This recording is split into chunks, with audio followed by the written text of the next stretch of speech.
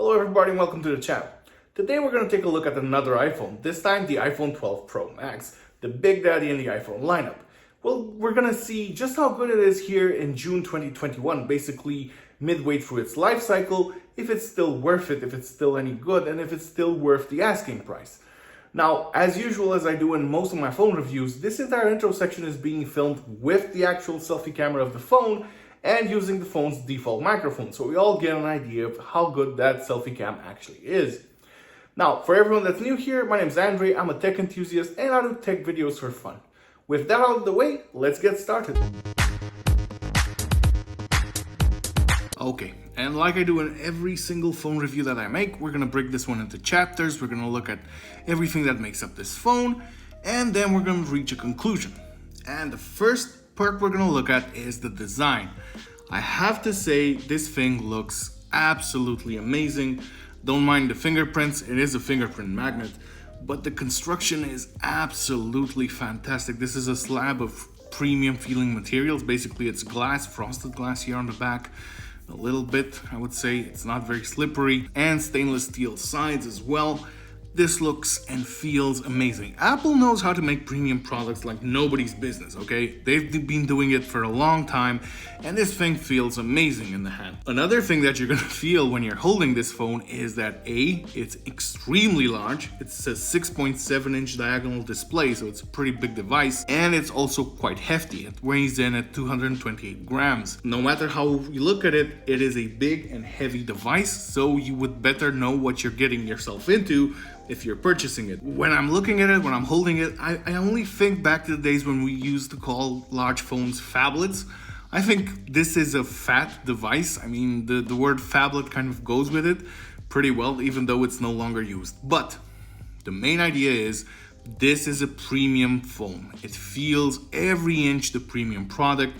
It feels extremely solid. The fit and finish is absolutely fantastic, which is what you'd expect at this price point, and Apple doesn't disappoint at all. Second, we come to the performance. I've already run Geekbench 5 here, and you see these preliminary results. I ran the CPU benchmark. The performance on this thing is blisteringly fast. The A14 coupled with the 6 gigabytes of RAM make for an incredibly fast device. Basically, this is faster than the iPad Pro from 2018 and 2020 respectively, which is kind of mind-blowing. Those are very, very fast devices, but this one is just in a league of its own. Anyway, no matter which way you look at benchmarks, comparing it to the Android world and so on, this is a fantastically well-performing phone. It's at the top of the game. It has phenomenally good performance. It is blisteringly quick. You will never have any sort of performance drop-off with it whatsoever. So it's a great device in that respect. And now we come to the display, which is a fantastic display. As I said before, it's a 6.7-inch diagonal display. It has 458 pixels per inch.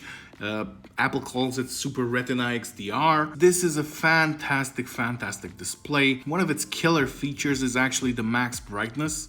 If I'm gonna pump it up all the way up, I don't think you're actually gonna be able to see it very well. This reaches up to 800 nits maximum brightness and goes all the way up to 1200 nits in auto brightness and HDR content. So this is a very, very bright display. It's very easily legible outside. It's absolutely fantastic for media consumption. It's a great display overall. It gives you an enormous amount of real estate to have apps on, text on, and so on. There is a catch though. The only thing missing is the 90 or 120 Hz refresh rate. Apple stuck with the 60 Hz refresh rate here, and well, you can complain all you want, but the reality is they make 60 Hz look incredibly smooth. Their panels are among the best in the business, and it shows. I understand if you put it side by side with a 120 Hz refresh rate display, yes, obviously that one will appear smoother, but this is still absolutely fantastic. Now we come to another category, which is mind-blowingly good. The battery. The battery life on this thing is absolutely enormous. It can easily get you through an entire day of usage.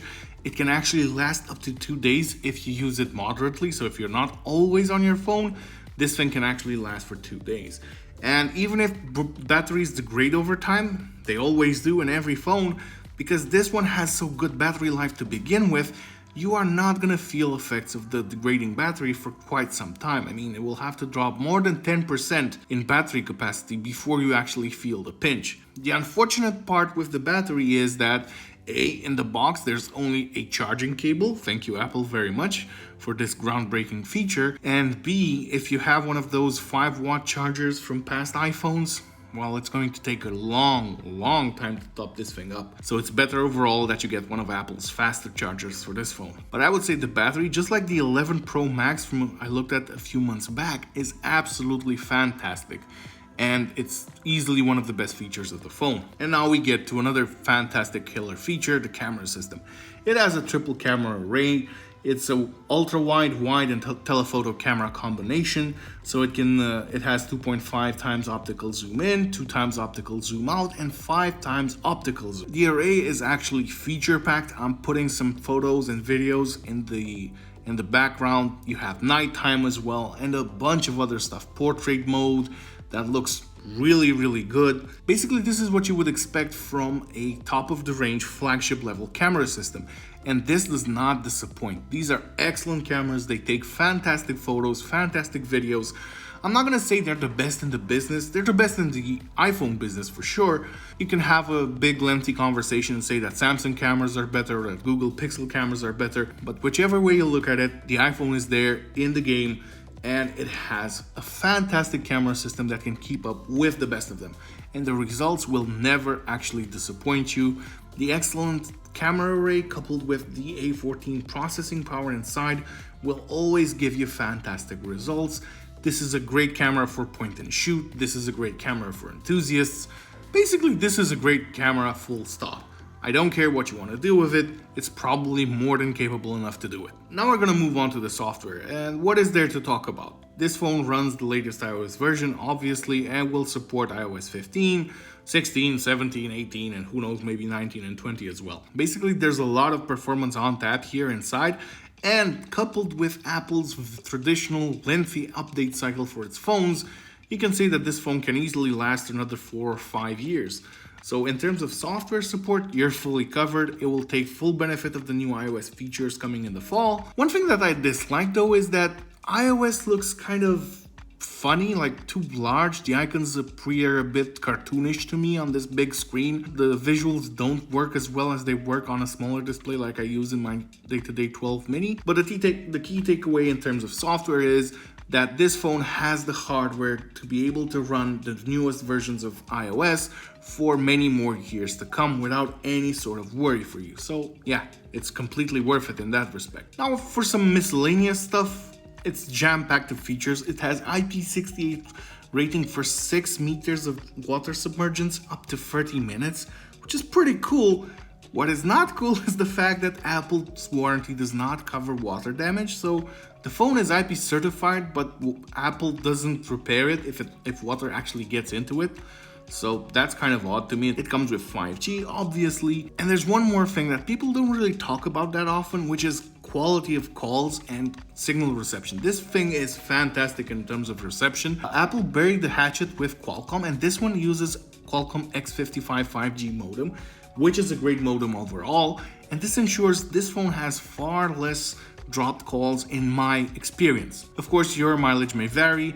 I've seen reports online from users reporting that they have poor reception with it. That hasn't been the case for me.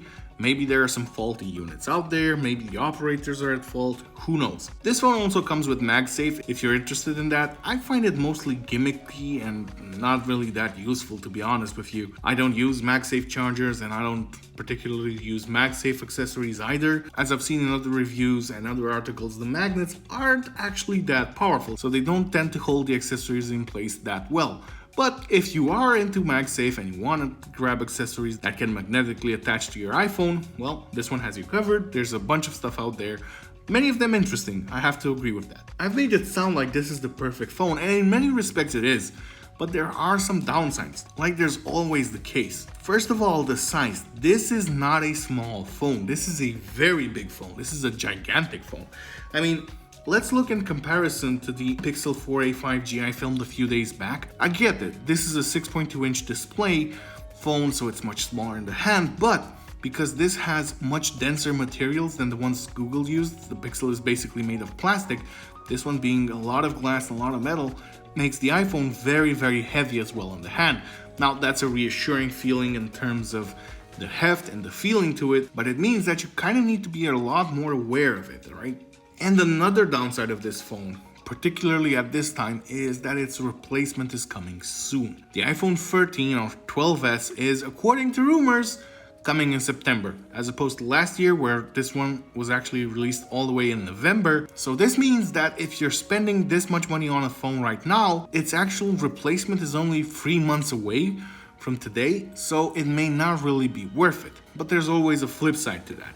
You see, if you always wait for the next greatest phone to come out, or the next greatest laptop, or the next greatest tablet, you'll actually never end up buying anything because these things have a very short life cycle to them. Actually, this one is going to be one of the shortest lived flagships in Apple's recent history, as it released in November. Basically, availability was somewhere around the start of December, depending on where you were, and its replacement is going to come in September of this year, theoretically. So you're looking at, what, 10, 11 months at most before it gets replaced? Does that make this a bad phone? Definitely not. I think that taken in isolation, this is a fantastic phone. Now, conclusion time. And I'm having a very hard time giving out advice on this one because this is a fantastic phone. I've loved it from the second I took it out of the box. And it's easy to recommend. It has everything that you would want in a phone. The downside is it comes with a very large price associated with that. But there's another little pitfall here. You see, this phone will get replaced in only 3 months. So in reality, for most people, the best idea would be to hang on to their phones for another couple of months and see what comes out. These will be slightly discounted or available in the used market for significant discounts as people will be trying to upgrade very fast. But at the same time, I'm gonna say, if you want the best iPhone today, you need a phone, your phone died or you're sick of it or you simply want to upgrade, this is a great phone. It has all around impressive features. Again, if you can stomach the relatively massive price. I don't usually spend my money on flagship phones, but I had to try out the 12 Pro Max, and I have to say I came away very, very impressed. It won't be my daily driver. Again, I'm going to keep the 12 mini for that because I like the form factor, but this is a fantastic phone and I've loved every second with it. With that being said, as usual, thank you for watching. If you enjoyed the video, give it a thumbs up and consider subscribing to the channel. That would mean a lot to me. Thanks for your time, and I will see you next time.